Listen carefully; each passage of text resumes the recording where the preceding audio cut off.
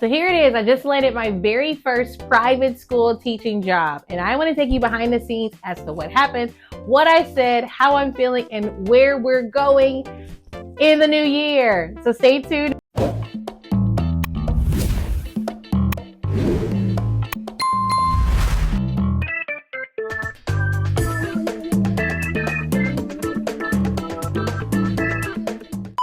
All right, so as far as my journey so far, so I just literally came out of pastoring. I was the executive pastor for about 5 years.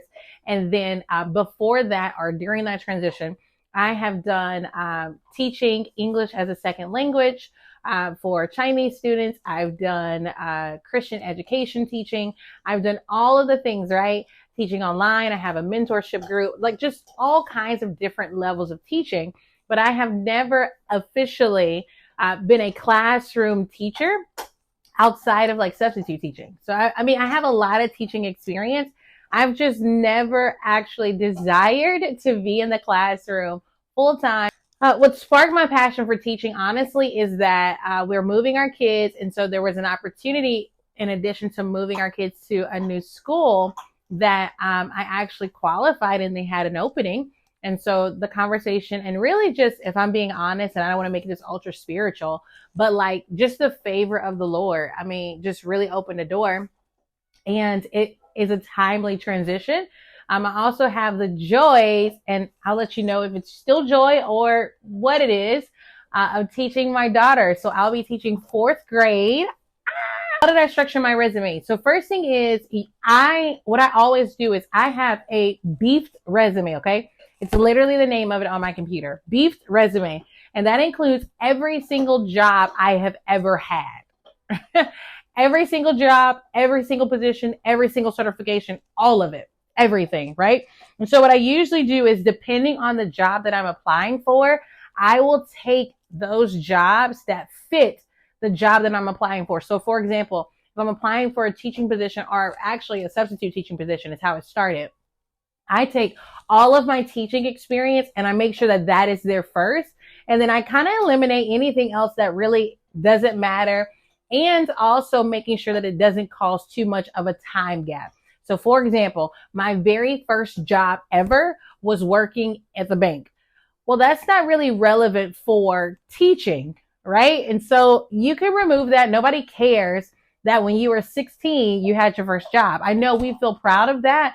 But it's really not necessary, especially if I'm not going into a financial position or somewhere where I'm actually having to show that I have accounting or financial experience. Sure that I would include all of the classroom experience that you have, every single bit, whether you've taught Sunday school, whether you have taught Bible study, or if you've been a substitute teacher, whatever the case is, listed all there. Definitely making sure you show that you do have teaching experience because you're applying for a teaching role.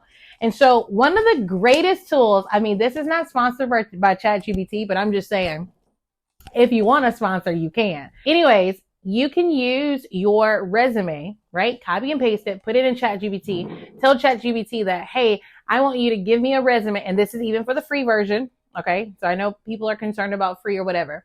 Put it into ChatGPT, tell it, I want you to give me a resume, and then copy and paste the job that you're applying for and the job description. And ChatGPT will probably take everything that you have in there. I told it to eliminate any experience that is irrelevant for this role. And so it automatically takes out things that don't matter.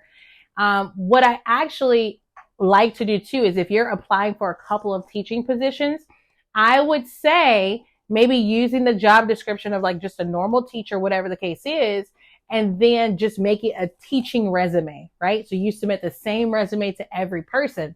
This would mean, friends, if you have an objective at the top of your resume, I'm going to need you to go ahead and take that off, because your objective is supposed to be specific to the place that you're applying.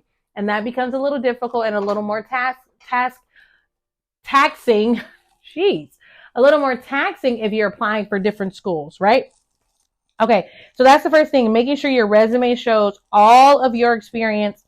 Again, whether that's childcare, church involvement, whatever the case is. Now, I actually didn't include a cover letter because I was applying for a substitute teaching role. So it was very generic. I also would not submit to an employer a 3 or 5 page resume. They're not going to look at it all. Okay. So if you can get it down to 2 pages, and that also does not mean you're going to make everything in 9 fonts. That's not cute. Don't do that. How did I get this role? So I actually applied to substitute at the school. And this was my second school that I was applying to substitute at. My husband is a teacher at a high school here in North Carolina. And then I also applied to substitute at that school. But then this other school is kind of like a feeder school for them. So I applied there as well. So that's just 2 substitute teaching jobs. I submitted the same resume to both of them and just fill out their application. And it was done almost immediately. So I didn't have to wait long at all.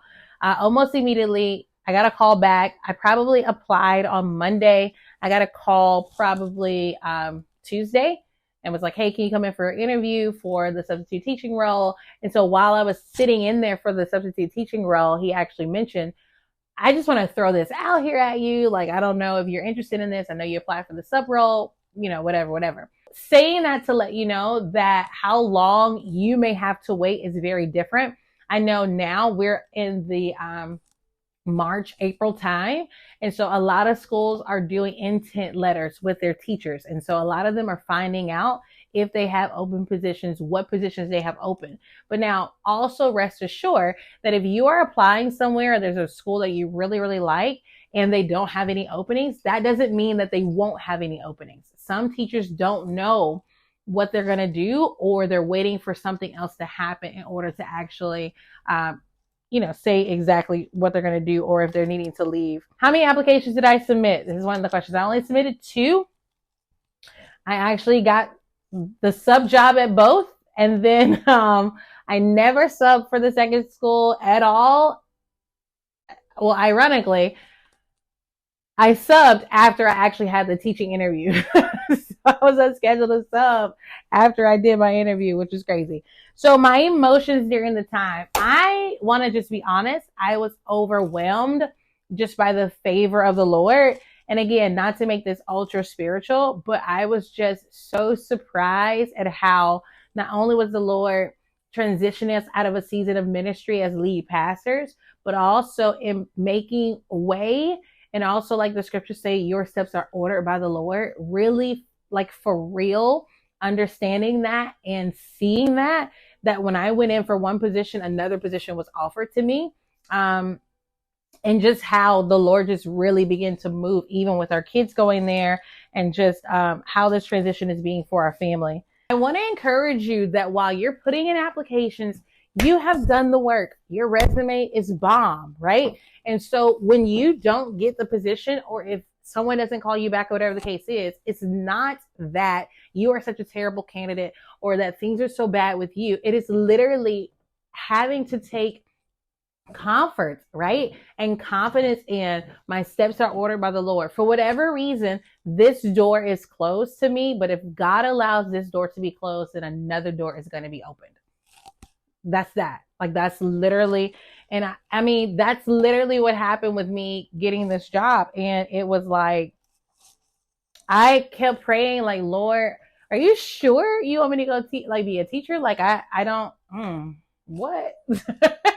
Because I'll be leaving, with pastoring, I'll be leaving an entrepreneurial, right, calendar and schedule, and ministry has led me across the world. And so going from that into the classroom, Monday through Friday, 7 to 3, like, that's very different. And so again, I think sometimes we're praying for the Lord to make a way, or for the Lord to do things. And when doors start opening so fast, it's like, oh, wait, is this you? Like, what is happening? So I hope that encourages you. I hope that you find something that can help you to keep going. If you have not gotten a job yet, listen, you're going to get it. Don't worry about it. Okay. If you have any questions or need anything, put it in the comments. I want to interact with you and share as much as I can, as much as I know, to help you along your journey. I want to remind you that the door is going to be open exactly where you need to be. And so don't feel any type of way when you're not getting the call back, or you're not getting the response as quickly as you want. That doesn't mean that they're not going to call you, but also it doesn't mean that there's not a better opportunity that's available. I'm getting ready to go, but I want you to like and subscribe to this channel so you can catch all the videos, all the information, all the tea, because your girl is keeping it real and keeping it teacherish. See you later, guys.